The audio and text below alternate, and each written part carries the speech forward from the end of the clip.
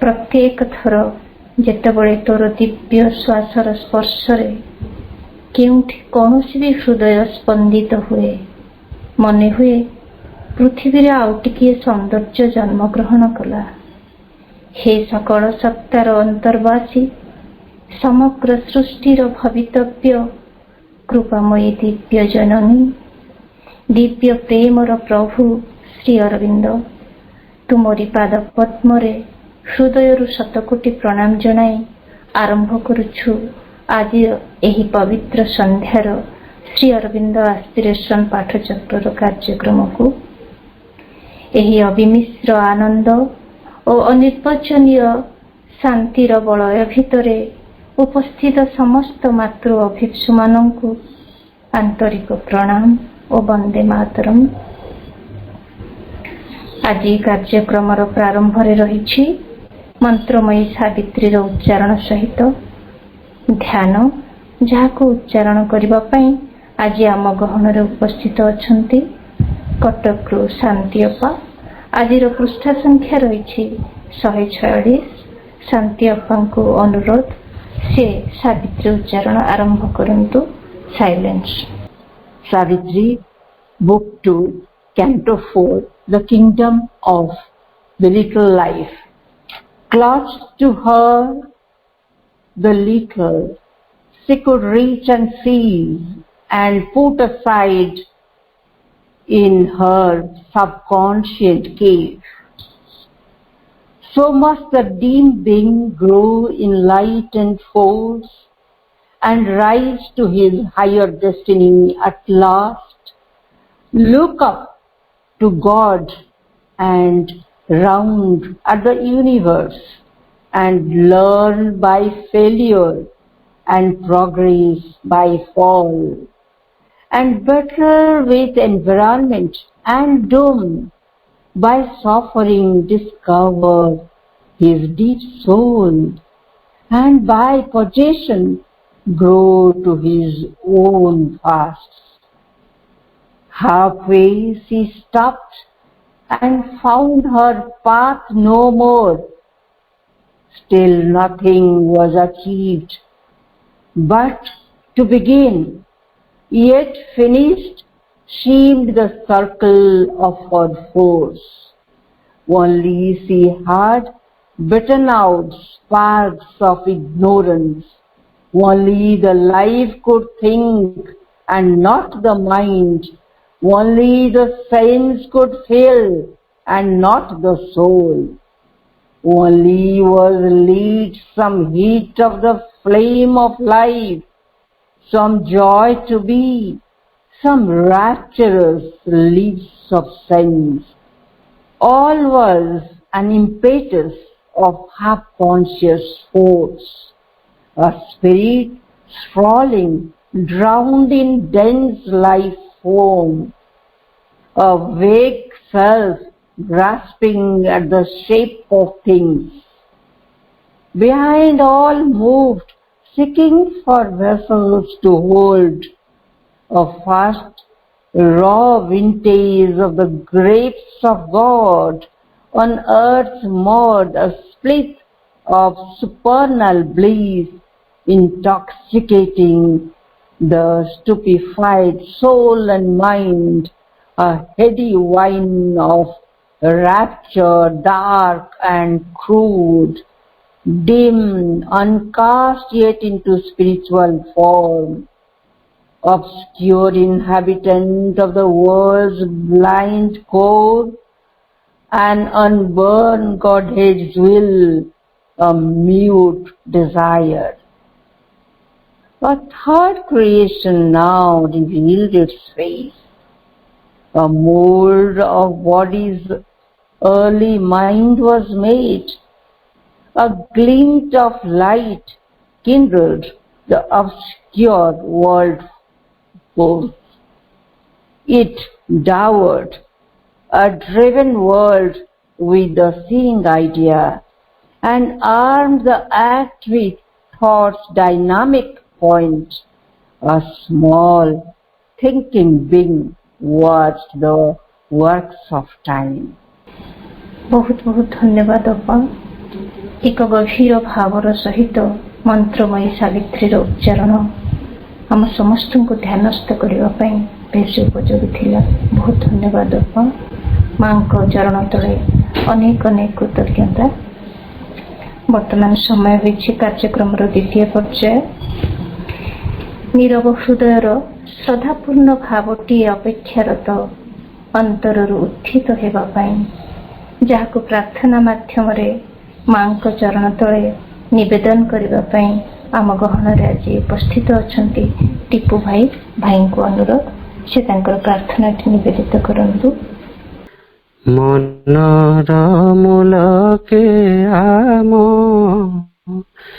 सूरुज दियो माजाले असराय राति जाऊ पाही विधुर हृदय আজি सुमधुरे उठो बाजी सकाळर शुभ साहानाई मनर मूलके आम सूरुज दियो माजाली असराय राति जाऊ पाही तुमे अति मानसर अमृत आलोक शाश्वत धर धारे सस्मित पुलक तुमे अति मानसर अमृत आलोक शाश्वत धर धारे सस्मित फुलक तिमिर तटिनी तीरे निरभिजा नयन रे तिमिर तटिनी तीरे निरभिजा नयन रे तुमको मरहियाछु चाहि मनर मूलके आम सूरुज दियो माजाली असराय राति जाऊ पाही ए कोळरु से कोळको तोलिनियो मा तुमे स्वर्ण सेतु एका जीवन रसा ए कोळरु से कोळको तोलिनियो मा तुमे स्वर्ण सेतु एका जीवन रसा ससीम आमये मन चेतनार सनमान ससीम आमये मन चेतनार सनमान हाथ धरी दियो गोडियाई मनर मूलके आम सूरुज दियो माजाली असराय राति जाऊ पाही विधुर हृदय আজি सुमधुरे उठो बाजी सकाळर शुभ साहानाई मनर मूलके आम सूरुज दियो माजाली असराए राति जाऊ पाही असराए राति जाऊ पाही असराए राति जाऊ पाही।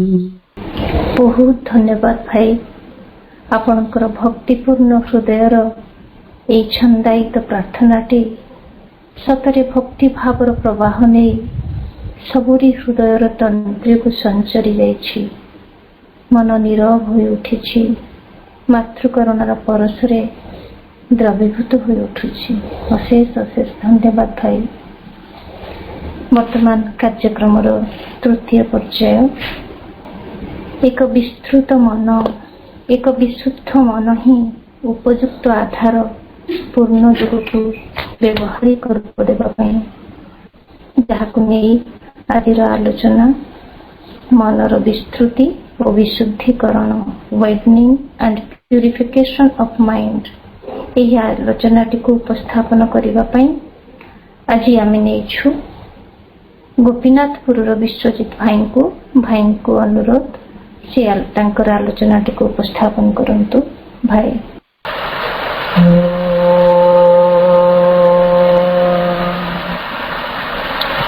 आनंदमयी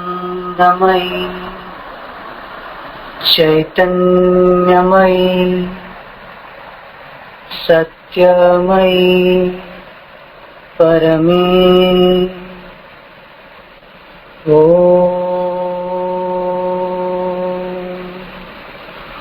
आनंदमयी चैतन्यमयी सत्यमयी परमे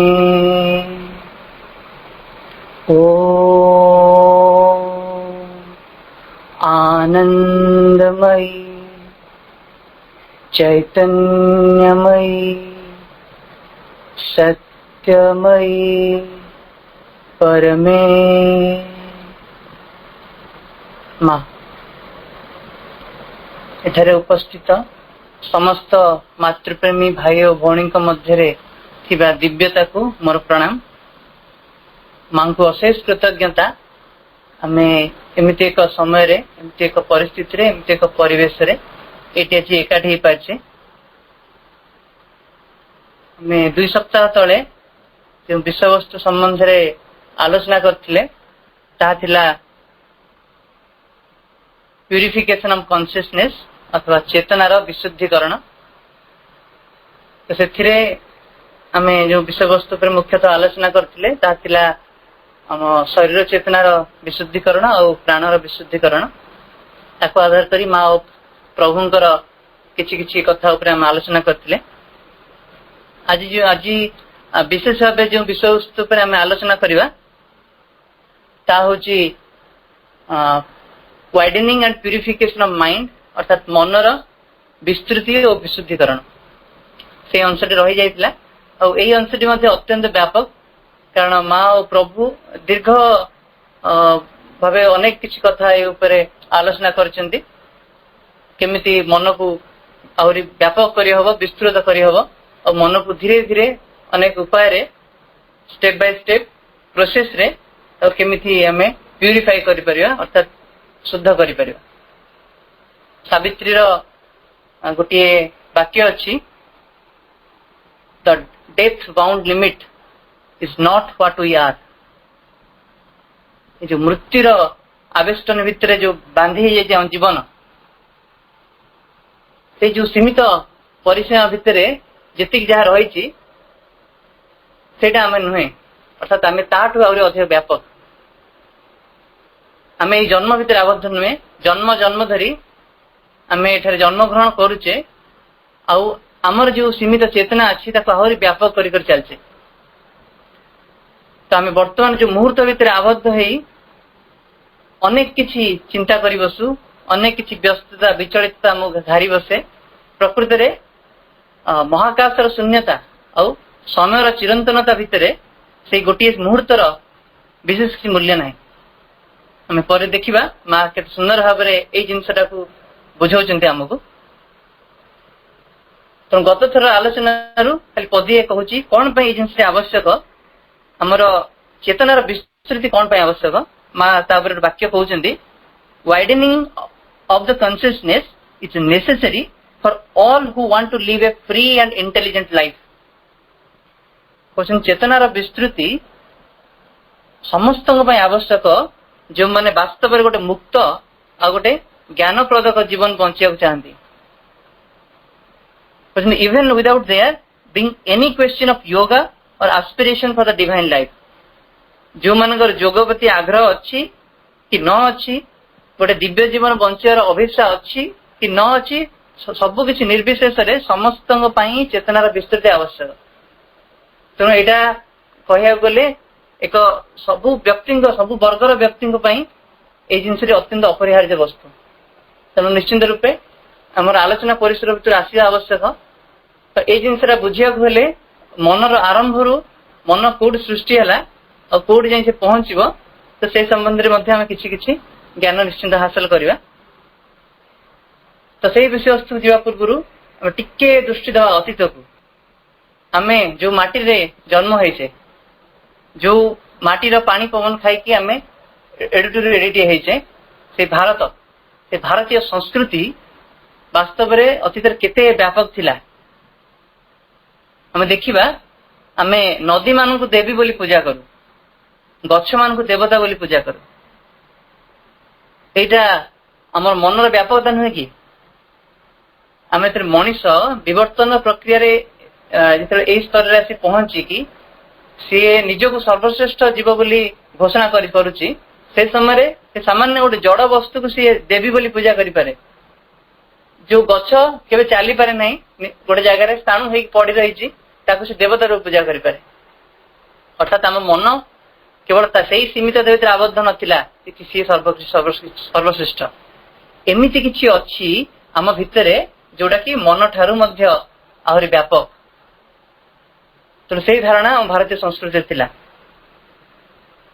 ତ ସେଇ ମନର ବ୍ୟାପକତାର ଉଦାହରଣ ଆମେ ଯୁଗ ଯୁଗ ଦେଖି ଆସୁଛେ। ବେଦ, ଉପନିଷଦ, ପୁରାଣ, ରାମାୟଣ, ମହାଭାରତ, ଆମ ସାହିତ୍ୟର ଅପୂର୍ବ ସମ୍ଭାର, ସେ କେବଳ ଏଇ ମନର ବ୍ୟାପକତା, ମନର ଉତ୍କର୍ଷତା ଯୋଗୁଁ ହିଁ ସମ୍ଭବ ହୋଇଛି। ଆମେ ଦେଖୁଛେ କର୍ଣ୍ଣ, ସେ କେତେ ମହାଦାନୀ ଥିଲେ, ଅର୍ଥାତ୍ ସବୁ କିଛି ତ୍ୟାଗ କରିବାରେ ତାଙ୍କର ଆନନ୍ଦ ଥିଲା। କିନ୍ତୁ ବର୍ତ୍ତମାନର ମନୁଷ୍ୟ ଆମେ ଦେଖୁଥିବା, ମଣିଷ ପ୍ରତି ବଦଳରେ ସବୁ କିଛି ଚାହେଁ, ମୋ ପାଖକୁ କେମିତି ପଳେଇ ଆସୁ, ମନ କେମିତି ଧୀରେ ଧୀରେ ସଂକୁଚିତ ହେଇ ଚାଲିଛି। କିନ୍ତୁ ସେଇଥିପାଇଁ ବୁଝିବା, ଅତୀତରେ ଆମ ଭାରତୀୟ ସଂସ୍କୃତିରେ ରହି ଆସିଛି ଯେ ଆମ ଦେବର ହିଁ ଆନନ୍ଦ, ଜ୍ଞାନ ଆମର ବାଣ୍ଟି ଦେଲେ ବଢେ, ପ୍ରେମ ଆମର ବାଣ୍ଟି ଦେଲେ ବଢେ, ଯାହା ପାଖରେ ଅଛି ତାକୁ ଯେମିତି ବାଣ୍ଟି ଦଉଛେ ସେ ବଢି ଯାଉଛି। ଏଇଟା ହିଁ ଭାରତୀୟ ସଂସ୍କୃତି କହି କହି ଆସିଛି। ମନର କେତେ ବ୍ୟାପକତା ଥିଲା ସେ ସମୟରେ।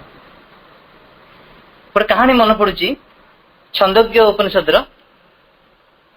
ସେ କାହାଣୀ ଋଷି ଗୌତମଙ୍କର ଆଉ ଯେଉଁ ପିଲାଟିର, ସେ ସମ୍ବନ୍ଧରେ ଆମେ କିଞ୍ଚିତ ପ୍ରତି ଆଲୋକପାତ କରିବା। ସେ ସମୟରେ କଣ ହେଲା, ଗୋଟେ ନଦୀ ସେପାରି ଗୋଟେ ବଣ ପାଖରେ ଗୋଟେ କୁଡିଆରେ ରହେ ଗୋଟେ ଗରିବ ମା ସହିତ ତାର ଛୋଟ ପୁଅଟେ। ଆଉ ନଦୀର ଏପାରିରେ ଋଷି ଗୌତମଙ୍କ ଆଶ୍ରମ ଆଉ ଗୁରୁକୁଳ। ସେ ଋଷି ଗୌତମଙ୍କର ଶିଷ୍ୟମାନେ ପ୍ରତିଦିନ ସକାଳେ ଉଠି ନଦୀରେ ସ୍ନାନ କରି ସେ ମନ୍ତ୍ର ପାଠ କରନ୍ତି। ସେ ଶିଶୁଟି ସେ ସବୁବେଳେ ଦେଖେ। ଆଉ ତାର ଇଚ୍ଛା ହୁଏ, ମୁଁ ସେଇ ଶିଷ୍ୟମାନଙ୍କ ଭିତରୁ ଜଣେ ହେଇପାରନ୍ତିନି କି? ଥରେ କଣ ହେଇଛି, ସେ ଶିଶୁଟି ତା କୌତୁହଳ ବଶତଃ ସିଏ ନଦୀରେ ସନ୍ତରଣ କରି ଏପାରିରେ ଆସି ପହଞ୍ଚିଛି। ଆଉ ସେ ଋଷିଙ୍କୁ ସେ ପ୍ରଣାମ କରିଛି, ଆଉ ତାର ଇଚ୍ଛା ନିବେଦନ କରିଛି ଯେ ମୁଁ ଆପଣଙ୍କର ଗୋଟେ ଶିଷ୍ୟ ହେବାକୁ ଚାହେଁ। ଋଷି ହଠାତ୍ ପଚାରିଛନ୍ତି, ହେ ବାଳକ, ତମର ବର୍ଣ୍ଣ କଣ? ପିଲାକୁ ଉତ୍ତର ଜଣା ନଥିଲା। ସେ ଫେରି ଆସି ତା ମା କୁ ପଚାରିଲା, ଯେ ମା, ଆମର ବର୍ଣ୍ଣ କଣ? ତା ମା କହିଲା, ଜଣା ନାହିଁ। ପିଲାଟି ସାଙ୍ଗେ ସାଙ୍ଗେ ଫେରି ଆସି ଋଷିଙ୍କୁ ସେ କଥା ଜଣେଇଲା। ଋଷି ପୁଣି ପଚାରିଲେ, ତୋ ପିତାଙ୍କ ନାମ କଣ? ପିଲା କହିଲା, ଜଣା ନାହିଁ। ପୁଣି ଆସି ତା ମା କୁ ପଚାରିଲା ସେଇ ପ୍ରଶ୍ନ, ଯେ ମା, ମୋ ବାପାଙ୍କ ନାମ କଣ? ସେଠୁ ତା ମା କହୁଛନ୍ତି, ଯେ ପୁଅ, ମୁଁ ତ ବହୁ ଲୋକଙ୍କ ଘରେ ଦାସୀ ରୂପେ କାମ କରିଛି। ଥରେ ଜଣଙ୍କ ପରିବାରରେ ତାଙ୍କର ଜଣେ ପରିଚାରକ ସହିତ ମୋର ବିବାହ ହେଇଗଲା। ପରେ ପରେ ଘଟଣା ଚକ୍ରରେ ମୁଁ ତାଙ୍କଠୁ ଦୂରେଇ ଗଲି। ଆଉ ତ ବାପା କୁଆଡେ ଗଲେ ମୁଁ ଆଉ ଜାଣିନି। ଆଉ ଏତେ ଶୀଘ୍ର ସେ ଘଟଣା ସବୁ ଘଟିଗଲା ଯେ ମୁଁ ତ ବାପାଙ୍କର ନାଁ ବି ଜାଣିନଥିଲି। ପିଲାଟି ସାଙ୍ଗେ ସାଙ୍ଗେ ଫେରିକି ଋଷିଙ୍କୁ ଜଣେଇଲା, ଅତ୍ୟନ୍ତ ନିଷ୍କପଟ ଭାବରେ ଜଣେଇଲା ତା ମା ଯାହା କହିଥିଲା। ଋଷି ସ୍ମିତ ହସ ଦେଲେ ଆଉ ତତ୍କ୍ଷଣାତ୍ କହିଲେ, ତେବେ ତ ତୋ ଜାତି ସ୍ପଷ୍ଟ ହେଇଗଲା, ତୁ ବ୍ରାହ୍ମଣ। ସର୍ବଦା ସତ୍ୟବାଦୀ ହେବା ହିଁ ବ୍ରାହ୍ମଣ ଧର୍ମ। ଅତଏବ ଯିଏ ସର୍ବଦା ସତ୍ୟବାଦୀ ସେ ବ୍ରାହ୍ମଣ। ସେ ଏଇ ଯୋଉ ବକ୍ତବ୍ୟ ଆମ ଭାରତୀୟ ସଂସ୍କୃତିର କେତେ ମହାନତା, କେତେ ବ୍ୟାପକତା ସୂଚାଏ। ଅର୍ଥାତ୍ ବ୍ରାହ୍ମଣ କେବଳ ତା ଜନ୍ମରୁ ନିର୍ଣ୍ଣୟ ହୁଏ ନାହିଁ। ଯିଏ ବାସ୍ତବରେ ସକଳ ପରିସ୍ଥିତିରେ ସତ୍ୟ କହି ଶିଖେ ସେ ହିଁ ବ୍ରାହ୍ମଣ। ଆମେ ହୁଏତ ଅନେକ ଜଣ ଜାଣିଥିବା କାହାଣୀଟି, ସେ କାଳକ୍ରମେ ସେଇ ଯୋଉ ଶିଷ୍ୟ ସିଏ ବଡ ହେଇକି ପରିଚିତ ହେଲା ସତ୍ୟକାମ ନାମରେ। ସତ୍ୟକାମ ନାମରେ ସେ ବିଖ୍ୟାତ ହେଲା, ସତ୍ୟକାମ ଜାବାଳି।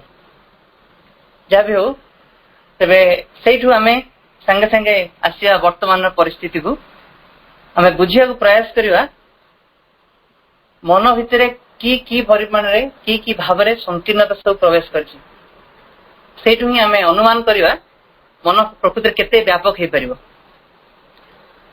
ଆମ ପାଖରେ ଦୁଇଟି ବ୍ୟକ୍ତି ଦିଆଯିବେ। ଜଣଙ୍କର ତାଙ୍କୁ ଆମେ ଯାହାଙ୍କୁ କହୁ ଅତ୍ୟନ୍ତ ବ୍ରୋଡ ମାଇଣ୍ଡେଡ, ଆଉ ଜଣେ ଯାହାଙ୍କୁ ଆମେ ନାମିତ କରୁ ନ୍ୟାରୋ ମାଇଣ୍ଡେଡ, ଅତ୍ୟନ୍ତ ସଂକୀର୍ଣ୍ଣ, ଆଉ ଜଣେ ବ୍ୟାପକ। ଆମେ ଦି ଜଣଙ୍କ ପ୍ରକୃତିକୁ ତୁଳନା କରିବା, ଅନୁଭବରେ ଆଣିବା, କିଏ ଆମକୁ ବହୁତ ପସନ୍ଦ ଲାଗେ। ବାସ୍ତବରେ ଆମେ ଯୋଉମାନେ ପ୍ରକୃତିରେ ବ୍ୟାପକ, ତାଙ୍କର ସ୍ପର୍ଶ ପାଇବା ମାତ୍ରେ ହିଁ ଆମକୁ ଗୋଟେ ଅଦ୍ଭୁତ ପ୍ରକାର ଆଲୋଡ଼ନ ହୁଏ, ଭିତରେ ଗୋଟେ ଅଦ୍ଭୁତ ଆନନ୍ଦ ଆସେ ଯେ ଏଇଠି ହିଁ ମୁକ୍ତି ରହିଛି। ଏଇ ବ୍ୟକ୍ତି ସହିତ ମୁଁ ସଂସ୍ପର୍ଶରେ ଆସିଲେ ପ୍ରକୃତିରେ ମୁଁ ମୁକ୍ତ ଅନୁଭବ ପାଇବି। ବାସ୍ ଏଇଥିପାଇଁ ହିଁ ଆମକୁ ସେ ବ୍ୟାପକତାଟି ଆବଶ୍ୟକ। ଦେଖିବା ଯେତେବେଳେ ଆମେ ଧୀରେ ଧୀରେ ବ୍ୟାପକ ହଉଛେ ଆଉ ମନର ପରିସୀମାରେ ଗୋଟେ ଅଭିବୃଦ୍ଧି ଘଟୁଛି, ଆମର ସମ୍ପୂର୍ଣ୍ଣ ଦୁନିଆକୁ ଦେଖିବାର ଦୃଷ୍ଟିଭଙ୍ଗୀ ବଦଳି ଯାଉଛି।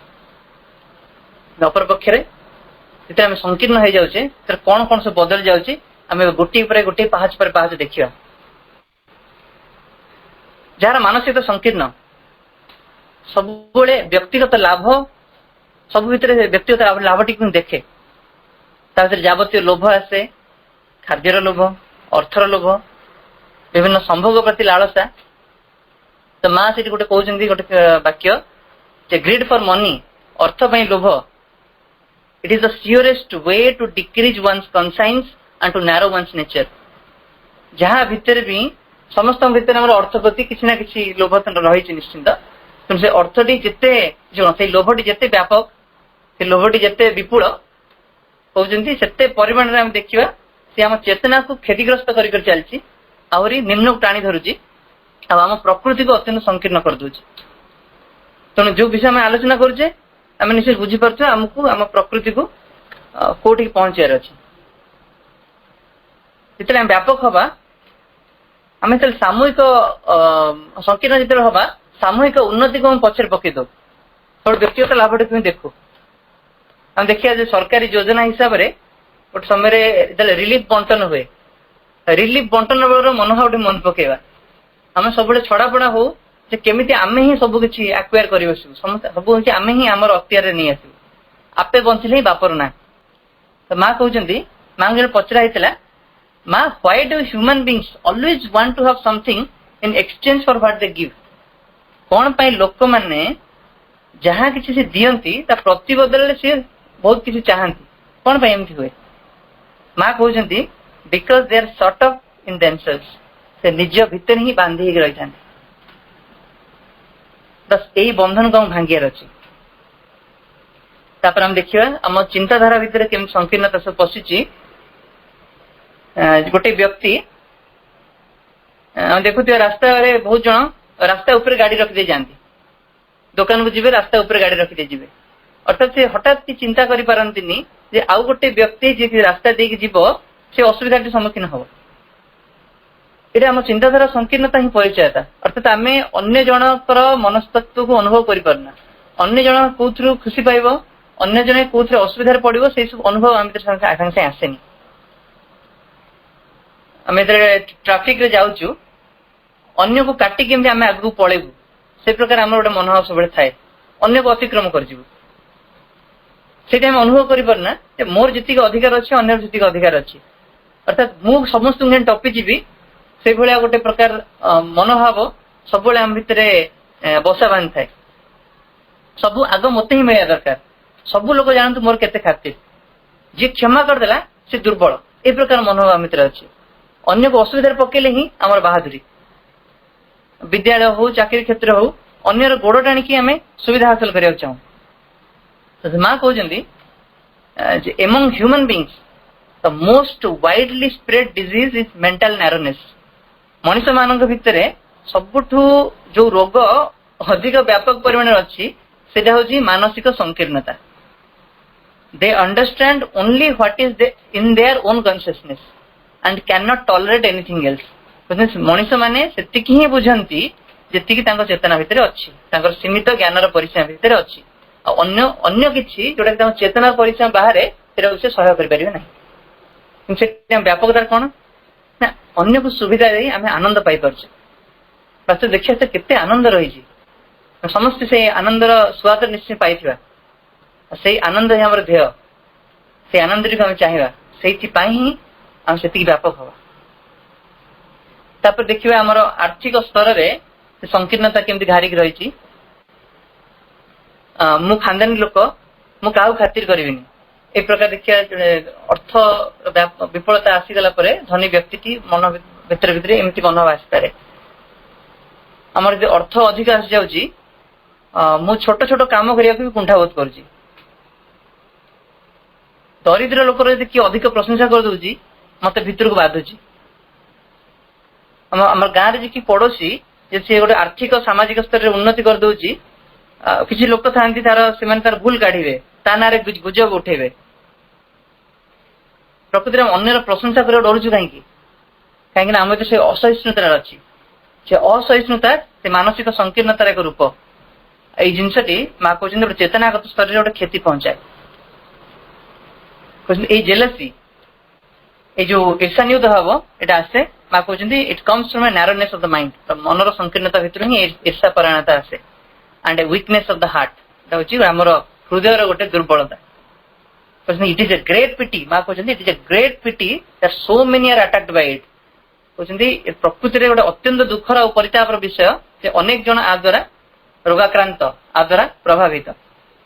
ତ ଏଇ ଯୋଉ କହୁଥିଲେ ଯେ ଧନୀ ବ୍ୟକ୍ତି ସିଏ ଅଧିକ ଅର୍ଥ ହେଇଗଲା ପରେ ଛୋଟ ଛୋଟ କାମ କରିବାକୁ କିପରି କୁଣ୍ଠାବୋଧ କରନ୍ତି, ତାର ଅପର ପକ୍ଷରେ ଗୋଟେ ଉଦାହରଣ, ତାର ବିପରୀତ ଉଦାହରଣ ଗୋଟେ ମନେ ପଡୁଛି।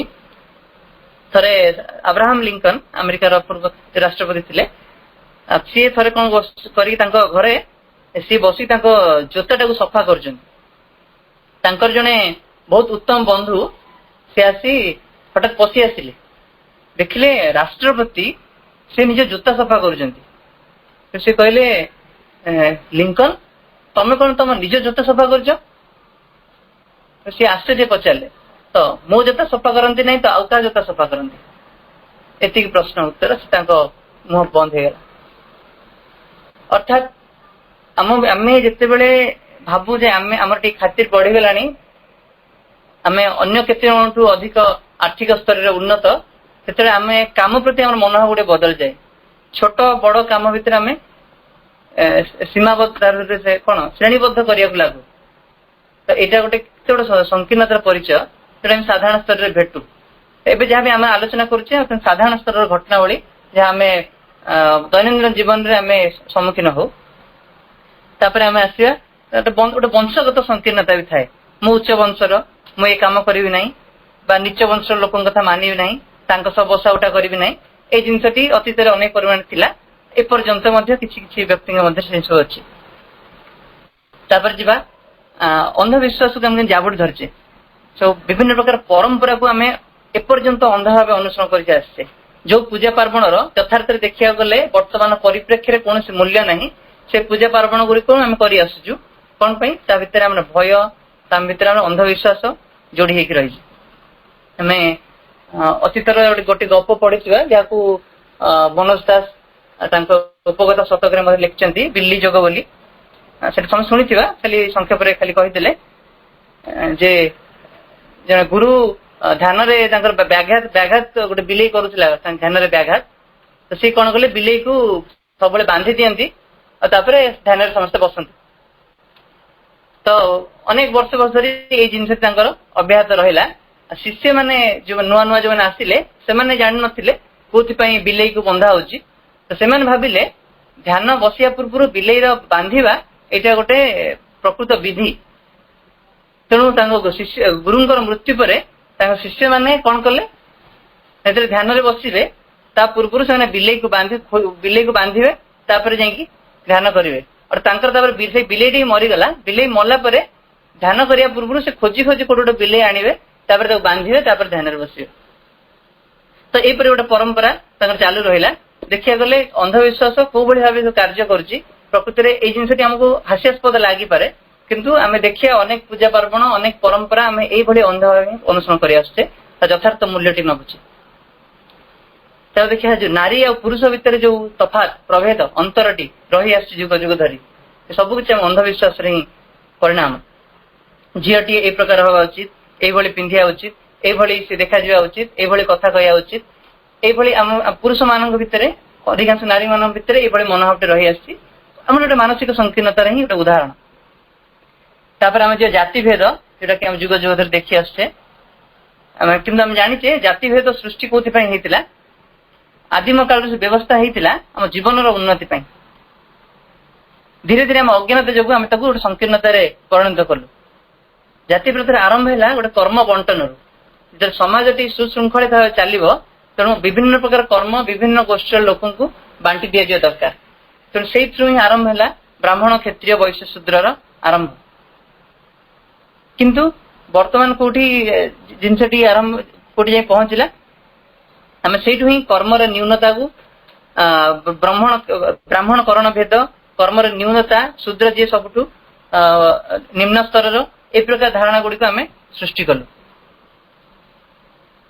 से सृष्टि होला परे कौन आरंभ है ना जो शूद्र माने जो वस्तु गुड़ी व्यवहार कले तांकर रस बासन बाहर रहिबो स्त्री लोक छुई देले व्रत मारा हो भोजी रे अलग जगह हम सभी गहन से बसी पारे टेकिकी जिनस दिज्व एमती अनेक प्रकार जिनस गुड़िक आरंभ है तेणु देखा जितेबले ये जिनस सब लोप विलोप आवश्यकता थिला जितेबले आधुनिकता धीरे धीरे प्रवेश कला धीरे धीरे किसी परिमाण लोप पाइला देखा जिते ट्रेन आसी पहुंचला ट्रेन उद्भावन है भारत में ट्रेन प्रचलन है जिनसटी अनेक परिमाण में कमीगला कारण ट्रेन रे कई जानती किए कौ वंशर किए कौ जातिर किए कौ वर्णर कई पचारती समस्त एकाठी बसिक जाती तेणु वास्तव देखा गले जो आधुनिकता आसी प्रवेश कर किसी परिमाण में आम संकीर्णता भांगी मनर सीमितता को भांगी और व्यापक भाव गोटे क्षेत्र प्रस्तुत कर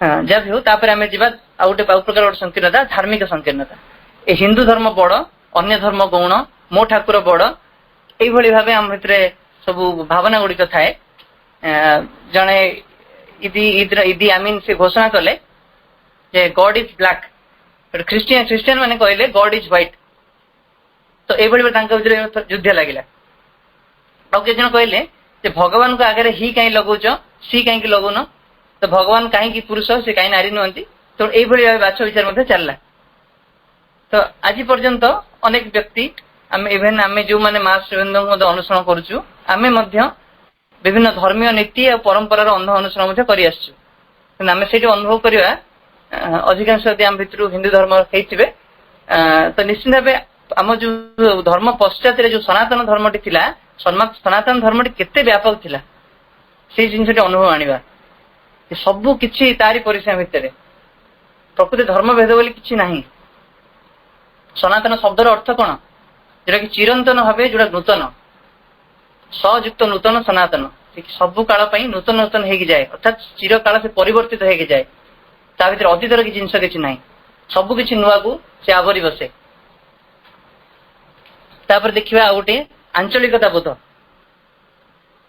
देखिया मो अंचल लोक माने भल अन्य अंचल लोक माने खराब एई भले अनुभव मध्य आगुरु थिला माँ गोटे उदाहरण कहते आफ्रिकार बोधे गोटे जनजाति आदिवासी जनजाति डाहोमी बोली थिले राजा पुओ निग्रो जातिर तो सी ये यूरोप गले तो यूरोप रे समस्ते माने झील माने व्हाइट तो तांकु देखिकी तांकु पचरा हला जे आपण एमानक भितर कहा भितर विवाह करिवे कि सी कहले कोन पे आम निग्रो जातिर झील माने तो बहुत सुंदर बहुत अधिक सुंदर मु कोन एमानु कोन पे बाहा हेबे तो अर्थात जी जो जगार तांकु से जिनस गुड़िक अधिक सुंदर लगे अर्थात आमे गोटे तीव्र आंचलिकता बोध आम भीतर थिला अर्थात निज जिनस गुड़िक अधिक पसंद तो धीरे धीरे ये जिनसटी परिवर्तन हो आसला तो से जिनसटी परिवर्तित होगी धीरे धीरे आम जातीयता बोध आम भीतर आसला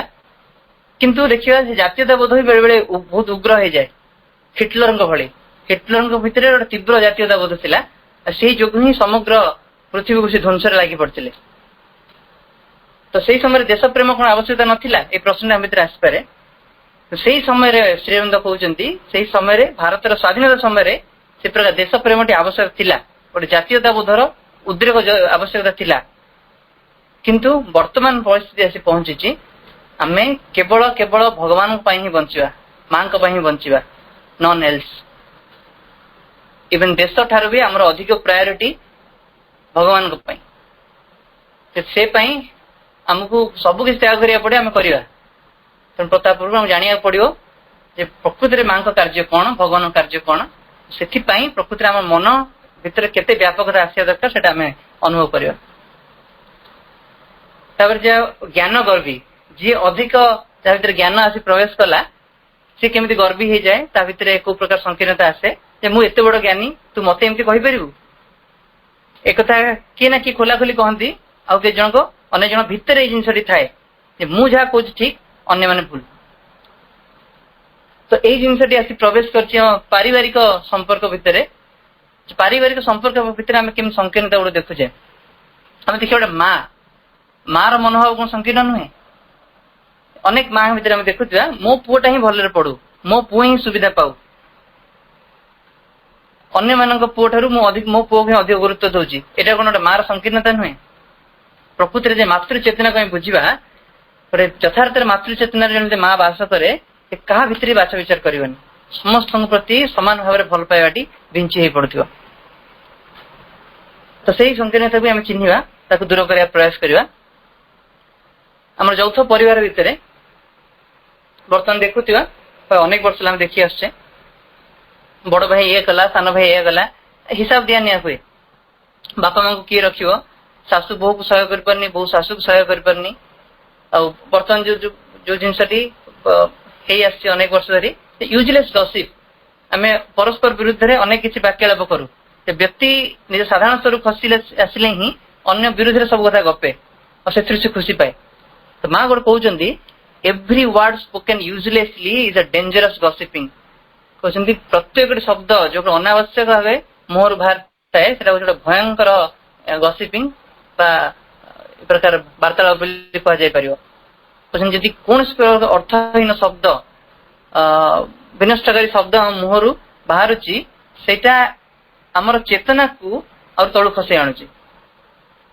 माँ आउ गए कहते पुणी भलगार लैंग्वेज ग्रॉस टर्म्स कहते it is equivalent to suicide गोटे आत्महत्या तुल्य जो खराब शब्द जो उच्चारण करती it is the suicide of one soul आत्मार कहते आत्महत्या देखिए केवल मनर व्यापकता हेले ही ए प्रकार सीमाबद्धता दूरे ए प्रकार विनष्टकारी शब्द भीतर उच्चारित हेबेनी गोटे गोटे चमत्कार सुंदर सेंटेंस पढ़ी हूँ तो सॉक्रेटिस कि Eleanor Roosevelt strong mind discuss ideas average mind discuss events weak mind discuss people जो दुर्बल मन व्यक्ति माने से माने लोक मान विषय आलोचना करती जो माने एवरेज माइंड से माने घटना बड़ी को लेकिन आलोचना करती आ जो मान अत्यंत दृढ़ मन शक्त मन से माने अत्यंत सुंदर सुंदर योजना धारणा अनेक सुंदर विषय वस्तु को नहीं आलोचना करती ସେଇଠି ଆମେ ଯିବା ଆମ ସାମାଜିକ ଆଉ ସାଂସ୍କୃତିକ ସଂକୀର୍ଣ୍ଣତା ଆମେ ଦେଖୁଥିବା ଆଜିକାଲି ଅନେକ ବର୍ଷ ଧରି ଯୋଉଟା କି କରୋନା କାଳରେ କମି ଯାଇଛି ଆମ ବାହାଘର ସବୁ କେଡେ ଜାକଜମକିଆ ହଉଛି ଏସବୁ ପଶ୍ଚାତରେ କଣ ଆମର ପ୍ରକୃତରେ ଆବଶ୍ୟକତା କଣ ଅଛି ଆଉ ତାର କୋଉଠି ତାର ସୀମାରେଖା ଦେଖିବା କେବଳ ଆମ ମାନସିକ ସଂକୀର୍ଣ୍ଣତା ଯୋଗୁ ହିଁ ଆମେ ସବୁ ବାହାଘର ଗୁଡିକୁ ଆମେ ଜକଜକମିଆ କରୁଛୁ ଏତେ ଲୋକଙ୍କୁ ଖାଇବାକୁ ଡାକିବା ଏତେ ଖାଦ୍ୟ ବିନଷ୍ଟ କରିବା ଏତେ ଅର୍ଥ ସେଥିରେ ବିନଷ୍ଟ କରିବା ଅନାବଶ୍ୟକ ଭାବେ ବିକଟାଳ ସଙ୍ଗୀତ ସବୁ ବଜେଇବା ଏସବୁ ଭିତରେ ଆମର କେବଳ ନା କେବଳ ଗୋଟେ ମାନସିକ ଅଶୁଦ୍ଧି ହିଁ ରହିଛି ସେଟା ଆମେ ଜୀବନକୁ ବୁଝୁନା ସେଇଥିପାଇଁ ହିଁ ଏଇ ପ୍ରକାର ସବୁ ବିକୃତି ଆମ ଭିତରେ ଦେଖାଦେଇଛି ଆମ ଦେଖିବା ଆମେ ଟିଭିରେ କୋଉ ପ୍ରକାର ସିରିଏଲ ଦେଖୁ ବା କୋଉ ପ୍ରକାର ଚ୍ୟାନେଲ ଲଗେଇ ଦେଖୁ ଏଇଟା ଆମ ମନର ବ୍ୟାପକତା କୁ ସୂଚାଏ ଅବା ମାନେ ମନର ସଂକୀର୍ଣ୍ଣତା ସୂଚାଏ ବ୍ୟକ୍ତିକୁ ଦେଖି ଜାଣିଯିବା ତା ମନ ପ୍ରକୃତିରେ ସେଠି ବ୍ୟାପକ ନା ସଂକୀର୍ଣ୍ଣ ଆମେ ଯେଉଁ ଷ୍ଟେଟରେ ଥାଉ ଯେଉଁ ଅବସ୍ଥାରେ ଥାଉ ସେଇ ଆଡକୁ ହିଁ ଆମେ ଆକର୍ଷିତ ହଉ એટલે ବିକୃତ ନାଚ ଆଉ ଗୀତ ପ୍ରତି ଆମେ ଦେଖୁଥିବା ଆମର ଯୋଉ ଆକର୍ଷଣ ଗୁଡିକ ଅଛି ସବୁ କିଛି ଆମ ସଂକୀର୍ଣ୍ଣତା ହିଁ ପରିଣାମ ଦେଖି ଆମେ ଆମ ଭିତରେ ସେଠି ପ୍ରସାରିତ ହଉଛି ତାହେଲେ ଏସବୁ ଜିନିଷ ପ୍ରତି ମଧ୍ୟ ଆମ ବିକର୍ଷଣ ସୃଷ୍ଟି ହୁଅନ୍ତା ତାପରେ ଆମେ ଦେଖିବା ଏଇ ଯୋଉ ଟେକ୍ନିକାଲ ଆଡଭାନ୍ସମେଣ୍ଟ ହେଇଛି ସେଇଟା ବି ଆମକୁ କିଛି ପରିମାଣରେ ମଧ୍ୟ ସଂକୀର୍ଣ୍ଣ କରି ତୋଳିଛି ଆମେ ଦେଖୁଥିବା ବିଭିନ୍ନ ଜାଗାରେ ସିସିଟିଭି ଗୁଡିକ ଲାଗୁଛି ଆମେ ହୁଏତ ଆଧୁନିକତାର ସାହାରା ନଉଛେ ସବୁ କିଛି ମଡର୍ଣ୍ଣ ଟେକ୍ନୋଲୋଜି ମାଧ୍ୟମରେ ସିକ୍ୟୁରିଟିକୁ ବଢେଇବାକୁ ଚେଷ୍ଟା କରୁଛେ କିନ୍ତୁ ସିସିଟିଭି ଲଗେଇବା ଦ୍ୱାରା ଆମର ଅନ୍ୟ ପ୍ରତି ସନ୍ଦେହ ମଧ୍ୟ ବଢିବାକୁ ଲାଗିଛି ଆମେ ସହଜରେ ଅନ୍ୟକୁ ବିଶ୍ୱାସ କରିପାରୁନି ସମସ୍ତଙ୍କୁ ସନ୍ଦେହାତ୍ମକ ଦୃଷ୍ଟିରେ ମଧ୍ୟ ଦେଖୁଛେ କହୁଛେ ଆମ ଟେକ୍ନୋଲୋଜିକୁ ବ୍ୟବହାର ସିନା କରୁଛେ କିନ୍ତୁ ସେଇଟା ଆମକୁ ମାନସିକ ସ୍ତରରେ ସଂକୀର୍ଣ୍ଣ କରିଦିଏନି ତ ଏ କ୍ୱେଶ୍ଚିନ୍ ଆମେ ପଚାରିବା ଆମର ମୋବାଇଲର ବ୍ୟବହାର ଆମର ଏସିର ବ୍ୟବହାର ଏ ସବୁ କିଛି କୌଣସି ନା କୌଣସି ରୂପେ ମତେ ସଂକୀର୍ଣ୍ଣ କରି ତୋଳିଛି ବର୍ଷା ହେଉଛି କିନ୍ତୁ ମୁଁ କଣ କରିଛି ମୁଁ ଗୋଟେ ଭଲ ଡ୍ରେସ ପିନ୍ଧିଛି ମୁଁ ମୋବାଇଲ ଧରିଛି ମୁଁ ଭିଜିବାକୁ ଯାଇପାରିବିନି ମୁଁ ବର୍ଷାର ଅସଲ ଆନନ୍ଦ କଣ ଭୁଲିଗଲିଣି ଏଇଟା କଣ ମୋର ସଂକୀର୍ଣ୍ଣତା ନୁହେଁ ଘଣ୍ଟାଏ ଜହ୍ନ ଆଲୁଅକୁ ଚାହିଁକି ମୁଁ ବସିପାରୁନି ସେତିକି ବସିଲେ ବହୁତ କେତେ ଆନନ୍ଦ ମିଳନ୍ତା ମୁଁ ଯୋଉ ଏବେ ଟେକ୍ନୋଲୋଜି ଭିତରେ ଆବଦ୍ଧ ହେଇଯାଇଛି ମୁଁ ଗୋଟେ ସଂକୀର୍ଣ୍ଣତାକୁ ଆଦରି ନେଇନି ତ ଏସବୁ କିଛି ଆମ ପାଇଁ ପ୍ରଶ୍ନ ଯୋଉଟା କି ଆମ ପାଇଁ ଆବଶ୍ୟକ ଆମେ ସେ ସଂକୀର୍ଣ୍ଣତାକୁ ଦୂରୀଭୂତ କଲାବେଳେ ସେମିତି ଆମେ ଦେଖୁଛେ ଆମ ଶିକ୍ଷା ବ୍ୟବସ୍ଥାରେ ମଧ୍ୟ ସଂକୀର୍ଣ୍ଣତା ଆସି ପହଞ୍ଚି ଯାଇଛି ଆମେ ଭାବୁଛେ ଗୋଟିଏ କଲ୍ ସେଣ୍ଟରର ରିସେପସନରେ ବସିଥିବା ଚାରିପଦ ଇଂରାଜୀ କହୁଥିବା ଝିଅ ସେ ଶିକ୍ଷିତ ହେଲେ ଆମ ଘରକୁ ଅତ୍ୟନ୍ତ ଆଶ୍ଚର୍ଯ୍ୟଜନକ ଭାବେ ସମ୍ଭାଳୁଥିବା ଆମର ମା ସିଏ ଅଶିକ୍ଷିତ ଏ ପ୍ରକାର ମନୋଭାବ ଆମ ଭିତରେ ନିଶ୍ଚିତ ସବୁବେଳେ ଆସିଥିବ ମୋ ମା ଅଶିକ୍ଷିତ କିନ୍ତୁ ଯିଏ ଚାରିପଦ ଇଂଲିଶ କହୁଛି ସିଏ ଶିକ୍ଷିତ ଅର୍ଥାତ୍ ଆମର ଶିକ୍ଷିତ ଅଶିକ୍ଷିତର ଆମର ଡେଫିନେସନ ହିଁ ସଂଜ୍ଞା ବଦଳି ଯାଇଛି ଆମେ ସଂକୀର୍ଣ୍ଣ ହେତୁ ହିଁ ଆମ ନିଜ ଭାଷାକୁ ଆମେ ଭଲ ପାଇ ପାରୁନେ ଦେଖୁଥିବେ ଆଜି ଏପର୍ଯ୍ୟନ୍ତ ଆଜିକାଲିର ଆଧୁନିକ ଶିଶୁମାନେ ସେ ନିଜ ଭାଷାକୁ ଭଲ ପାଇପାରୁନାହାନ୍ତି ଯିଏ କୁକରୀ କୋର୍ସ କରି ମାନେ ଯେ ଶିଖିଛି ରାନ୍ଧିବା କଳା ଆମେ ତାକୁ ଭାବୁଛୁ ସିଏ ସେଥିରେ ମାଷ୍ଟର କିନ୍ତୁ 80 ବର୍ଷର ମା ଯିଏ ଆମକୁ ଅନେକ ବର୍ଷରେ ଖୁଆଇ ଆସୁଛି ଯୋଉ ଖାଦ୍ୟ ଆମକୁ ଅମୃତ ଭଳି ଲାଗେ ତାକୁ ଆମେ ଖାଦ୍ୟରେ ତିଆରିରେ ମାଷ୍ଟର ବୋଲି ଭାବି ପାରୁନା ଦେଖୁଥିବା ଯିଏ ଇଂଲିଶ ଆଲଫାବେଟ ମାନେ ଅତ୍ୟନ୍ତ ସୁନ୍ଦର ଭାବେ କହିଦଉଛି କିନ୍ତୁ ଏଟେ ବ୍ୟାଙ୍କ ରବରି କରିବାକୁ କୋଟ ସୁଟ ପରିହିତ ହେଇକି ଆସୁଛି ତାକୁ ଆମେ ଜେଣ୍ଟିଲମ୍ୟାନ ବି କହିଦେଇ ପାରିବୁ କିନ୍ତୁ ଆମ ବାପା ଯିଏକି କୃଷକ ଅଛନ୍ତି ଆଉ କ୍ଷେତକୁ ଯାଉଛନ୍ତି ଧୋତି ପିନ୍ଧିକି ଲୁଙ୍ଗିଟେ ଭିଡି ଦେଇକି ଗାମୁଛା ଭିଡି ଦେଇକି ଚାଷ କରିବାକୁ ସିଏ ଜେଣ୍ଟିଲମ୍ୟାନ ହେଇପାରୁନାହାନ୍ତି ତେଣୁ ଆମର ଏଇ ଯୋଉ ଶିକ୍ଷା ବ୍ୟବସ୍ଥା ଆମକୁ ଏଇଭଳି ମନୋଭାବ ଭିତରେ ପୁରେଇଛି ଯେ ଆମର ଏଇ ଯୋଉ ଛୋଟ ଛୋଟ ଜିନିଷ ଯୋଉଟା କି ଆମ ଜୀବନରେ ବହୁତ ଗୁରୁତ୍ୱପୂର୍ଣ୍ଣ ଭୂମିକା ବଡ ହେଲେ ଗ୍ରହଣ କରିପାରେ ସେଇ ଭିତରେ ଆମେ କେତେ ଆମ ଚିନ୍ତାଧାରା ସଂକୀର୍ଣ୍ଣ ହେଇଯାଇଛି ଆମର ଏବେ ଶିକ୍ଷା ପ୍ରତି ଅତ୍ୟଧିକ ଷ୍ଟ୍ରେସ୍ ଦିଆହଉଛି କିନ୍ତୁ ଲର୍ଣ୍ଣିଂ ପ୍ରତି ନୁହେଁ କେମିତି ଆମେ ଅନ୍ୟକୁ ସାକ୍ଷର କରାଇବୁ ସେଇ ପ୍ରତି ହିଁ ଅଧିକ ଗୁରୁତ୍ୱ ଦିଆହଉଛି କିନ୍ତୁ ପ୍ରକୃତିରେ କେମିତି ଯଥାର୍ଥ ଶିକ୍ଷା ଆମେ ପାଇବୁ ଯଥାର୍ଥ ଭାବେ ଶିଖିବୁ ସେଇ ଜିନିଷଟି ଆମର ହେଇନାହିଁ ଯୋଉଥିପାଇଁ ହିଁ ଆଜିର ବେରୋଜଗାରୀ ବଢୁଛି ପ୍ରଦୂଷଣ ବଢୁଛି ଏସବୁ ପାଇଁ ଦାୟୀ କିଏ ଶିକ୍ଷିତ ମାନେ ନା ଅଶିକ୍ଷିତ ମାନେ ଆମେ ଦେଖିବା ଜଗତରେ ସଂସାରରେ ଯାହା ବି କିଛି ଅନିଷ୍ଟକାରୀ ଜିନିଷ ଘଟୁଛି କେବଳ ଶିକ୍ଷିତ ମାନଙ୍କ ପାଇଁ ହିଁ ଘଟୁଛି ତ ତେଣୁ ଆମେ ଶିକ୍ଷା ବ୍ୟବସ୍ଥା ଭିତରେ ଏଇ ସଂକୀର୍ଣ୍ଣତାକୁ ଉଦ୍ଧାର କରିବା ପାଇଁ ମା ଶ୍ରୀ ଅରବିନ୍ଦ ଅନେକ କଥା ଗୁଡିକ କହିଛନ୍ତି। ତେଣୁ ଆମେ ସଂକୀର୍ଣ୍ଣତାର ପରିସୀମା ଭିତରୁ ବାହାରି ଆମେ କେମିତି ଆହୁରି ଅଧିକ ବ୍ୟାପକତା ମଧ୍ୟରୁ ଯାଇପାରିବା ତା ସମ୍ବନ୍ଧରେ ଆମେ ଆଲୋଚନା କରିବା।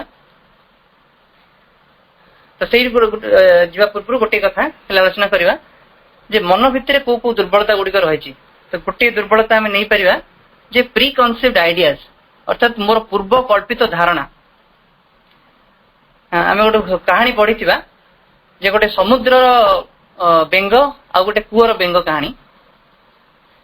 ଗୋଟେ କୂଅରେ ଯୋଉ ବେଙ୍ଗଟା ଥିଲା ତାର ସମୁଦ୍ରର ବେଙ୍ଗ ତା ପାଖରେ ଆସି ପହଞ୍ଚିଲା।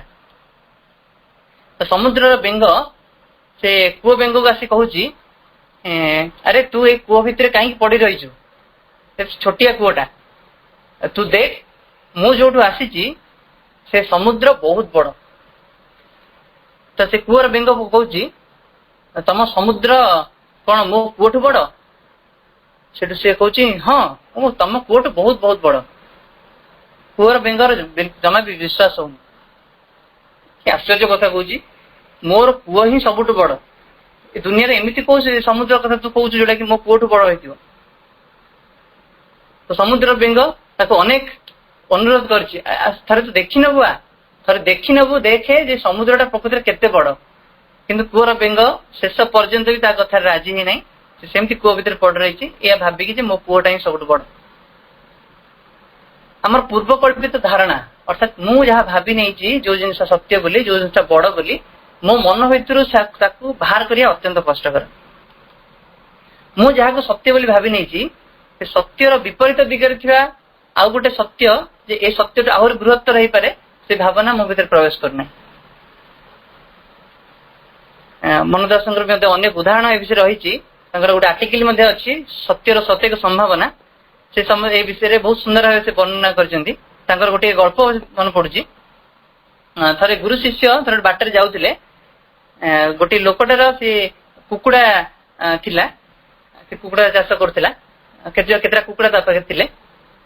ସେ ଲୋକଟି ଯୋଉ ଶିଷ୍ୟ ଜଣକ ଗଲାବେଳେ ସେ ରହିଯାଇଛନ୍ତି, ସେ ଲୋକଟି ସେତେବେଳେ କହୁଛି ଯେ ଯେହେତୁ ଏ କୁକୁଡାଟା ଅଦରକାରୀ ହେଇଗଲାଣି, ଅର୍ଥାତ୍ ସେ ଆଉ ଅଣ୍ଡା ଦଉନି, ଆମେ ତାକୁ ମାରିଦବା। ସେ ଶିଷ୍ୟ ଜଣକ ଏ କଥା ଶୁଣିକି ଗୁରୁଙ୍କୁ କହୁଛି ଯେ ଗୁରୁଦେବ, ଏଥିରୁ କଣ ମୁଁ ଏଇଆ ବୁଝିପାରିବି ଯେ ଯିଏ ଅଦରକାରୀ ତାର ଆଉ ବଞ୍ଚି ରହିବାର ଅଧିକାର ନାହିଁ? ଗୁରୁ କହିଲେ, ନିଶ୍ଚୟ ନିଶ୍ଚୟ, ତୁ ଏଇଟା ନିଶ୍ଚିନ୍ତ ଏଥିରୁ ବୁଝିପାରିବୁ। ତା ପରବର୍ତ୍ତୀ ସମୟରେ ସେ ଚାଲି ଚାଲି ଜଙ୍ଗଲ ଭିତରେ ପଶିଛନ୍ତି। ସେଠି ଦେଖୁଛନ୍ତି ଯେ କେତେ ଜଣ କାଠୁରିଆ ଅଛନ୍ତି, ଗୋଟେ ଗଛଟାକୁ ସେ କାଟିବା ପାଇଁ ଉଦ୍ୟତ ହଉଛନ୍ତି। ଆଉ ଜଣେ ବ୍ୟକ୍ତି ଆସି କହୁଛି ଯେ ଏଇ ଗଛଟାକୁ କାହିଁ କାଟୁଛ, ଏ ଗଛଟା ତ କୋଉ କାମରେ ଆସିବନି, ଅଦରକାରଟା, ତାକୁ ଛାଡି ଦିଅ। ସେଠୁ ଶିଷ୍ୟ ଆଶ୍ଚର୍ଯ୍ୟ ହେଇଯାଇଛି, ନା ବର୍ତ୍ତମାନ କିଛି ସମୟ ପରେ ଗୋଟେ ସତ୍ୟଟାକୁ ମୁଁ ଜାଣିଥିଲି ଯେ ଯୋଉ ଜିନିଷଟା ଅଦରକାରୀ ତାର ବଞ୍ଚି ରହିବାର ଅଧିକାର ନାହିଁ। କିନ୍ତୁ ଏଠି ଦେଖୁଛି ଆର ବିପରୀତ ଜିନିଷ ଘଟୁଛି। ଏ ଗଛଟି ଅଦରକାରୀ ବୋଲି ହିଁ ଆର ବଞ୍ଚି ରହିବାର ଅଧିକାର ଅଛି, ଦରକାରୀ ଗଛକୁ ହିଁ କଟା ହବ। ତାହେଲେ ଗୁରୁଦେବଙ୍କୁ ପଚାରିଛି, କିଛି ସମୟ ତଳେ ସତ୍ୟ ସମ୍ବନ୍ଧରେ ଆପଣ ମତେ ପରିଚିତ କରେଇଥିଲେ, ସେ ସତ୍ୟଟାକୁ ଭୁଲିଗଲେ ହବ କି? ସେଠୁ ଗୁରୁ କହିଲେ, ଏଇ ଯୋଉ ସତ୍ୟର ଯୋଉ ସମ୍ଭାବନା ତୁ ଦେଖୁଛୁ, ପ୍ରକୃତିରେ ତୁ ମନର ପରିସୀମା ଭିତରେ ଏସବୁକୁ ତୁ ଚିହ୍ନି ପାରିବୁ ନାହିଁ। ତୁ ଯାହା ଭାବୁଛୁ ସତ୍ୟ ବୋଲି ତାର ବିପରୀତ ଜିନିଷ ମଧ୍ୟ ସତ୍ୟ ହେଇପାରେ। ଅର୍ଥାତ୍ ଆମ ମନ ଭିତରେ ସେ ସତ୍ୟକୁ ଚିହ୍ନି ପାରିବା ହିଁ ନାହିଁ। ତ ମନ ଆମର ସତ୍ୟକୁ ଚିହ୍ନିବାରେ ଅକ୍ଷମ। ସେଇଠୁ ହିଁ ଆମେ ପରବର୍ତ୍ତୀ ସ୍ତରକୁ ଯିବା। ଏଇଟା ହିଁ ମଣିଷ ମାନେ ତ୍ରୁଟି କରି ବସନ୍ତି। ସେମାନେ ଅନ୍ୟକୁ ସବୁବେଳେ ବିଚାର କରନ୍ତି according to their own consciousness. ନିଜ ଚେତନାର ଅବସ୍ଥା ପରିସ୍ଥିତି ଭିତରେ ଦେଇ ହିଁ ସେ ଅନ୍ୟକୁ ଜଜ୍ କରନ୍ତି, ଅନ୍ୟକୁ ବିଚାର କରନ୍ତି। କିନ୍ତୁ ମା କହୁଛନ୍ତି ଆମେ ଏମିତି ଜଣକୁ ବିଚାର କରିବା ଗୋଟେ ମୂର୍ଖାମି ହିଁ ହେବ। କହିଛନ୍ତି ଟୁ ଦ ଭିଜନ ଅଫ ଏ ମୋର କମ୍ପ୍ଲିଟ ଅର ହାୟର କନସିୟସନେସ୍, ଯଦି ଆମେ ଗୋଟେ ଅତ୍ୟନ୍ତ ସମ୍ପୂର୍ଣ୍ଣ ଗୋଟେ ଉଚ୍ଚତର ଚେତନାର ଦୃଷ୍ଟି ଆମେ ନେବାକୁ ଚାହୁଁଛେ, ତାହେଲେ ଆମେ ଅପରପକ୍ଷର ଦୃଷ୍ଟିକୋଣରୁ ମଧ୍ୟ ଘଟଣାଟିକୁ ଦେଖିବାକୁ ପଡିବ। କହୁଛନ୍ତି ଇନ୍ ଇଟ୍ସ ନ୍ୟାଚୁରାଲ ଷ୍ଟେଟ୍, ମଣିଷର ସାଧାରଣ ଅବସ୍ଥାରେ ମଣିଷର ମନ is always limited in vision, ତାର ଦୃଷ୍ଟିକୋଣ ଅତ୍ୟନ୍ତ ସୀମିତ, narrow in its understanding, ତାର ଯାହା ସେ ହୃଦୟଙ୍ଗମ କରେ ସେଟା ଅତ୍ୟନ୍ତ ସଂକୀର୍ଣ୍ଣ, rigid in its conceptions, ଯାହା ଯେ ଧାରଣା ନେଇଥାଏ ସେଥିରେ ସେ rigid ଥାଏ ବହୁତ, ତାକୁ ଭାଙ୍ଗିବା ସହଜ ହୁଏନି। ମା କହୁଛନ୍ତି therefore a constant effort is needed, ତେଣୁ ଗୋଟେ ନିରନ୍ତର ପ୍ରୟାସ ଆବଶ୍ୟକ ତାକୁ ଆହୁରି ପରିବ୍ୟାପ୍ତ କରିବା ପାଇଁ, ତାକୁ ଆହୁରି ନମନୀୟ କରିବା ପାଇଁ, ତାକୁ ଆହୁରି ବିଶାଳ କରିବା ପାଇଁ। ସେ ଗୋଟେ ପ୍ରୋସେସ କହୁଛନ୍ତି ଯେ ଇଟ୍ ଇଜ ଭେରି ନେସେସାରୀ, ତେଣୁ ଏଇଟା ଅତ୍ୟନ୍ତ ଆବଶ୍ୟକ ଯେ ସବୁ କିଛିକୁ ଆମେ ବିଭିନ୍ନ ପ୍ରକାର ଦୃଷ୍ଟିକୋଣରୁ ବିଚାର କରିବା। ତେଣୁ ଏଇ ଜିନିଷଟି ଘଟି ପାରିଲେ ମା କହୁଛନ୍ତି ଏଇଟା ଗୋଟେ ଆମେ ଏକ୍ସରସାଇଜ ରୂପେ ନେଇପାରିବା, ଯାହାଫଳରେ ମନ ଅଧିକ ନମନୀୟ ହବ ଆଉ ଆମର ଚିନ୍ତାଧାରା ଚିନ୍ତାଶୀଳତା ଆଉ ଗୋଟେ ସ୍ତରକୁ ଉତ୍ତୀର୍ଣ୍ଣ ହବ। ତ ସେଇଠି ସେ ଗୋଟେ ପ୍ରୋସେସ କରୁଛନ୍ତି ଯେ ଆମେ କୌଣସି ଗୋଟେ ଘଟଣା ଆମ ପାଖରେ ପହଞ୍ଚିଲା, ପରିସ୍ଥିତି ଆସି ପହଞ୍ଚିଲା, ଆମେ ସବୁବେଳେ କଣ କରୁ ଯେ ହଠାତ୍ କିଛି ନିଷ୍ପତ୍ତି ନେଇ ବସୁ। ଧର ଆମର ଅନୁଷ୍ଠାନରେ ହଉ କିଛି ଗୋଟେ ଜିନିଷ କିଣା ହବାକୁ ଅଛି, କିଛି ଗୋଟେ ବିରାଟ ବଡ ଜିନିଷ କିଣା ହବାକୁ ଅଛି, ମାନେ କିଛି ଅଧିକ ପଇସା ବାଲା କିଛି ଜିନିଷ କିଣିବାର ଅଛି ଯୋଉଟା ଅଧିକ ଅର୍ଥ ଖର୍ଚ୍ଚ ହବ। ହଠାତ୍ କିଛି ଜଣ ଡିସିସନ ନେଇ ବସନ୍ତି, ଯିଏ ଯାହାର ଡିସିସନ ନବାର ନିଷ୍ପତ୍ତି ନବାର ଅଧିକାର ଥାଏ ସେ ନେଇ ବସନ୍ତି। କିନ୍ତୁ ମା କହୁଛନ୍ତି ଏଇ ଘଟଣା ହଉ କିମ୍ବା ଆମର ପରସ୍ପର ଭିତରେ କିଛି କଳି ତକରାଳ ହଉ ଝଗଡା ହଉ ଏଇ ପ୍ରକାର ପରିସ୍ଥିତିରେ ଆସି ପହଞ୍ଚୁଛି, ଆମେ ଗୋଟିଏ ଦୃଷ୍ଟିକୋଣରୁ ତ ଜିନିଷଟି ବିଚାର କରିବା, ତାର ଅନ୍ୟ କେତେ ଦିଗ ହେଇପାରେ ସବୁ କିଛିକୁ ବିଚାର କରିବା। ଆମ ପାଖରେ ସମୟ ବହୁତ ଥାଏ, ଏମିତି ନାହିଁ କି ସବୁ କିଛି ଡିସିସନ ବହୁତ ଶୀଘ୍ର ନେବାକୁ ପଡେ। ଆମ ପାଖରେ ସମୟ ଯଥେଷ୍ଟ ଥାଏ ଯେ ଆମେ ସବୁ ଦୃଷ୍ଟିକୋଣରୁ ଜିନିଷଟିକୁ ବିଚାର କରିକି ନିଷ୍ପତ୍ତି ନେଇପାରିବା। କିନ୍ତୁ ଆମେ ଯେହେତୁ ଆମର ଧାରଣାରେ ଅତ୍ୟନ୍ତ ରିଜିଡ୍ ଥାଉ, ତେଣୁ ଆମେ ସେଇ ସବୁ ଜିନିଷ ପାଇଁ ନିଜକୁ ସୁଯୋଗ ବି ଦଉନା, ଅନ୍ୟକୁ ବି ସୁଯୋଗ ଦଉନା। ମା କହୁଛନ୍ତି ଗୋଟେ ଥେସିସ୍ ତମେ ରଖିଲ ଆଉ ଠିକ ତାର ଆଣ୍ଟିଥେସିସ୍ ବି ତା ପାଖରେ ରଖ, ଉଭୟର ସମନ୍ୱୟରେ ଯୋଉ ବାସ୍ତବ ଜିନିଷଟି ଉତ୍ପନ୍ନ ହବ, ଯୋଉ ନିଷ୍କର୍ଷଟି ଉତ୍ପନ୍ନ ହବ, ସେଇଟା ହିଁ ସତ୍ୟର କିଛି ପରିମାଣ ନିକଟବର୍ତ୍ତୀ ହେଇପାରେ। ସେଇ ଜିନିଷଟି କରିପାରୁନାହ ତାହେଲେ ତମେ ସଂକୀର୍ଣ୍ଣତା ଭିତରେ ରହିଲ, ସତ୍ୟର ଗୋଟିଏ ପାଖରେ ହିଁ ରହିଲ, ସେଟା ସତ୍ୟର ଅତ୍ୟନ୍ତ ବିକୃତ ରୂପ ବି ହେଇପାରେ। ତ କେବଳ ସେଇ ଲାର୍ଜର ସେ ପ୍ରକାର ଉଚ୍ଚତର ଆଉ ଗୋଟେ ମହତ୍ତର ଆଉ ଗୋଟେ ସବୁ କିଛିକୁ ସମନ୍ୱୟ କରିପାରୁଥିବା ଧାରଣାରେ ଯଦି ତମେ ପହଞ୍ଚି ପାରୁଛ, ତାହେଲେ ତମେ ସତ୍ୟର ନିକଟବର୍ତ୍ତୀ ହେଇପାରୁଛ। ସେ କହୁଛନ୍ତି a person who considers only his own opinion becomes more and more narrow, ଯୋଉ ବ୍ୟକ୍ତି ସେ କେବଳ ନିଜର ହିଁ ମତାମତକୁ ସେ ଅଧିକ ଗୁରୁତ୍ୱ ଦିଏ, ସେ ଅଧିକରୁ ଅଧିକ କଣ ସଂକୀର୍ଣ୍ଣ ହେଇଯାଏ। ତ ଏଇଠି ଆମେ ଯିବା, ମା ଅନେକ ପରିମାଣରେ ବର୍ଣ୍ଣନା କରିଛନ୍ତି ଯେ ଆମେ ଆମ ଚେତନାକୁ କୋଉ ଉପାୟରେ ବିସ୍ତୃତ କରିପାରିବା। ଦୀର୍ଘ ଭାବେ ମା ବର୍ଣ୍ଣନା କରିଛନ୍ତି ଅନେକ କିଛି ପ୍ରୋସେସ, ତେଣୁ ସେଇ ପ୍ରୋସେସ ସହିତ ଭାବୁଛି ଆଜି ସମୟ ତ ହେଇଯିବ। ଆଉ ମା ମଧ୍ୟ ଆମର ମନକୁ କେମିତି ପରିଶୁଦ୍ଧ କରିବା, ବିଶୁଦ୍ଧ କରିବା, ତାର ମଧ୍ୟ କେତେଟା ପ୍ରୋସେସ କହିଛନ୍ତି। ସମୟ ହୁଏ ଗୋଟିଏ ମିନିଟ ତାକୁ ସମରାଇଜ କରିଦେବା। ଅନେକ ଯୁଗ ଯୁଗ ଧରି ଏହି ଉପରେ ମଧ୍ୟ ବହୁତ ଗୁରୁତ୍ୱ ଦିଆହେଇଛି, ଆମେ ଆମର ଚେତନାକୁ କେମିତି ପରିବ୍ୟାପ୍ତ କରିବା। ଇଭେନ ପାତଞ୍ଜଳିକ ଯୋଗ ସୂତ୍ରରେ ମଧ୍ୟ ଏ ପ୍ରକାର ଟେକ୍ନିକ ଗୋଟେ ଦିଆହେଇଛି, ଯାହାକୁ ଆକାଶ ଭାବନା ବୋଲି କୁହାଯାଏ। ସେ ସମ୍ବନ୍ଧରେ ଶ୍ରୀଅରବିନ୍ଦ କହିଛନ୍ତି, ଶେଷକୁ ଆମେ ଦେଖିବା। ତ ମାଙ୍କୁ ପଚରା ହେଇଛି, ମା ଆମେ ଆମର ଚେତନାକୁ କେମିତି ବିସ୍ତୃତ କରିପାରିବା, କେମିତି ଆହୁରି ବ୍ୟାପକ କରିପାରିବା, କେମିତି ବିଶାଳ କରିପାରିବା। ମା କହୁଛନ୍ତି ଅତ୍ୟନ୍ତ ସରଳ ଗୋଟେ ଉପାୟ ଅଛି ଯେ ତମେ ନିଜକୁ କିଛି ଗୋଟେ ବିଶାଳତର ଜିନିଷ ସହିତ ଏକାତ୍ମ କରିଦିଅ। କହୁଛନ୍ତି ଉଦାହରଣ ସ୍ୱରୂପ ତମେ ଦେଖୁଛ, ତମେ ଯେତେବେଳେ ଅନୁଭବ କରୁଛ, ତମେ ସମ୍ପୂର୍ଣ୍ଣ ଗୋଟେ ସଂକୀର୍ଣ୍ଣ ଚିନ୍ତା ଭିତରେ, ସଂକୀର୍ଣ୍ଣ ସେ ଅନୁଭବ ଭିତରେ ବନ୍ଦୀ ହେଇଯାଇଛ, ସେତେବେଳେ ତମେ ଏମିତି ଲାଗୁଛି ତମେ ଯେମିତି ଗୋଟେ ଶାମୁକାର ଖୋଳ ଭିତରେ ଆବଦ୍ଧ ହେଇକି ଅଛ, ଗୋଟେ ବନ୍ଦୀ ହେଇକି ରହିଯାଇଛ। ସେତେବେଳେ ତମେ ଚିନ୍ତା କର କିଛି ଗୋଟେ ବିଶାଳ ଜିନିଷ ଉପରେ। ଉଦାହରଣ ସ୍ୱରୂପ ତମେ ନେଇପାର, ତମେ ତମ କଳ୍ପନାରେ ଆଣ ବିଶାଳ ସମୁଦ୍ର ତମ ଆଗରେ ପଡି ରହିଛି, ଆଉ ତମେ ସେ ସମୁଦ୍ରକୁ ତମ କଳ୍ପନାରେ ଆଣୁଛ। ଆଉ ସମୁଦ୍ର ଯେମିତି ପରିବ୍ୟାପ୍ତ ହେଇଛି, ଦିଗନ୍ତ ବ୍ୟାପୀ ପରିବ୍ୟାପ୍ତ ହେଇଛି, ତମେ ଅନୁଭବ କର ତମେ ବି ଭିତରେ ସେମିତି ପରିବ୍ୟାପ୍ତ ହେବାରେ ଲାଗିଛ।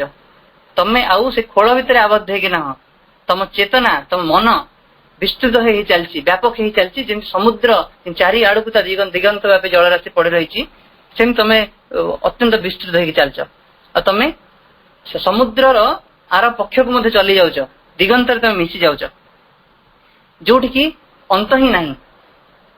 କହୁଛନ୍ତି ବାଁ ହଉ, ଡାହାଣ ହଉ, ଆଗ ହଉ, ପଛ ହଉ, ତମେ ଏମିତି विशाल है चलच विशाल है चलच ए जिनसा तो अनुभव आण तापर अनुभव आण तुम समुद्र में भासुच आ कि से अंत ना कहते यहाँ गोटे अत्यंत सहज उपाय आल तुम्हें तुम चेतना को आउ टिके विस्तृत कर पार कहते आउ कि लोक कौन करती से आकाश को देखती आकाश को देखिकी रात्रि रे तारका भरा आकाश को तुम देखुच केते केते मिंजी मिंजी तारा गुड़िक आकाश रे खेली उठुचंती तुम से अनुभव कर ये जो महाकाश से केते विस्तृत केते अनंत और तार ता भितर ये पृथ्वी केते गोटे क्षुद्र बिंदु और से क्षुद्र बिंदु भितर तमे गोटे केते क्षुद्र बिंदु स्मॉलर देन एंट गोटे पिंपुल ठू भी छोट और से समय तुम आकाश को देखुच आउ तमे अनुभव करुच तमे से अनंत आकाश भितर भासी बुलुच ग्रह ग्रहण भितर भासी बुलुच नक्षत्र भितर तुम भासी बुलुच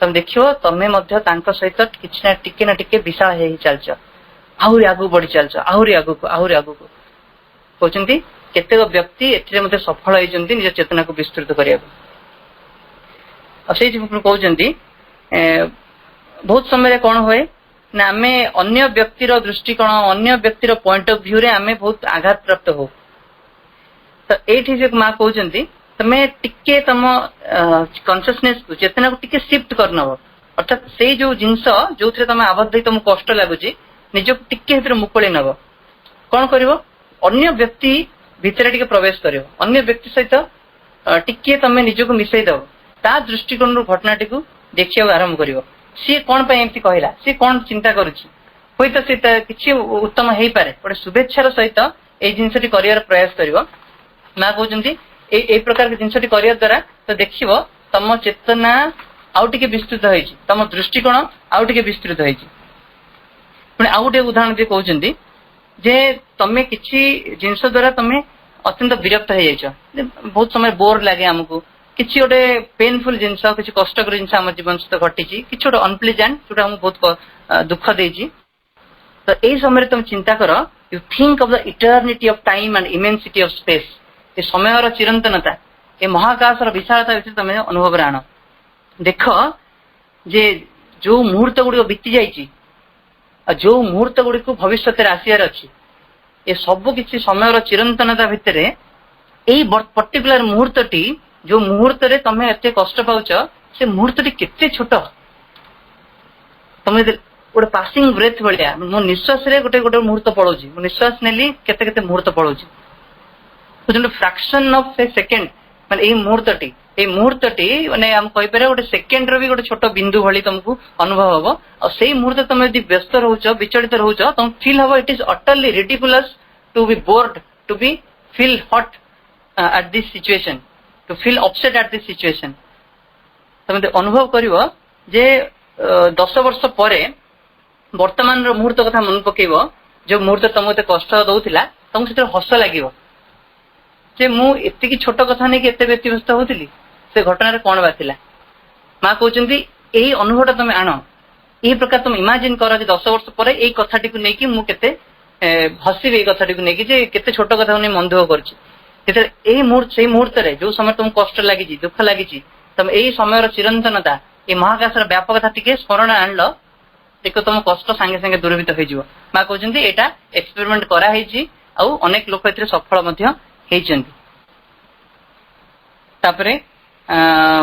माँ अनेक जगह अन्य किसी अनेक उदाहरण भी देती तुम अनुभव रे आण समुद्र रे तुम समुद्र हो नदी हो ह्रद हो गोटे पट्टा उपर तुम शोच आकाश को अनैच तुम भासुच से प्रकार तुम अनुभव आण बा सतसतिया सेमती गोटे तुम अभ्यास कर तुम गोटे गोटे छोट किसी पोखरी जाओ गोटे नौका भाया से भासु तापर तुम शोक आकाश को अनाओ आकाश को अनेला फल तुम थोड़ा धीरे धीरे सम्मिलित हो गोटे छोट पिला सहित भी एक्सपेरिमेंट कर सी देख धीरे धीरे धीरे भितरटा अत्यंत व्यापक हो विशाल हो जहाँ भी हो माँ श्रीनंद अनेक कथा वर्णना कर खाली से 4टा प्रोसेस कथा माँ कहते जे आमे हमर मन को केमिति प्यूरिफाई करवा 4टा प्रोसेस कथा कहउछंदी प्रथम कथा होची ऑब्जर्व योर थॉट जहाँ जहाँ चिंता गुड़िक आसुची हमर अधिक संकीर्णता ये चिंता मान जो यही चिंता मान जदि आमर मास्टरी आसी जाता प्रभुत्व आसी जाता